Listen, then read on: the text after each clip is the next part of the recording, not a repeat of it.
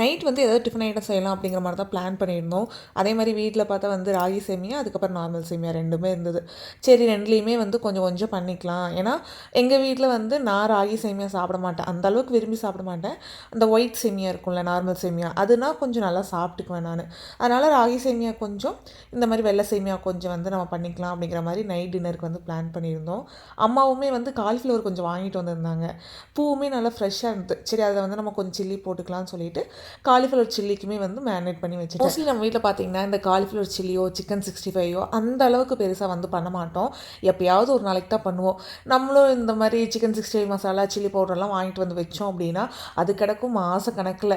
ஒவ்வொரு டைமும் நம்ம வந்து அந்த பவுடர் வந்து எடுத்து பார்க்கும்போது எக்ஸ்பிரி டேட் பார்த்து தான் நம்ம வந்து யூஸ் பண்ணுற மாதிரி இருக்கும். ஏன்னா அந்த அளவுக்கு இந்த சிக்கன் 65 மசாலாவோ இல்லை சில்லி மசாலாவோட யூசேஜ் வந்து நம்ம வீட்டில் ரொம்ப கம்மியாக தான் இருக்கும். அதனால் காலிஃப்ளவர் சில்லி செய்யும் போதே எக்ஸ்பிரி டேட் எல்லாம் பார்த்து பார்த்து தான் நான் வந்து பண்ணிகிட்டு இருந்தேன். மோஸ்ட்லி அம்மா வீட்டில் இருந்தாங்கனாலே அவங்க தான் டின்னரும் சரி மார்னிங் பிரேக்ஃபாஸ்ட்டும் சரி ரெடி பண்ணுவாங்க.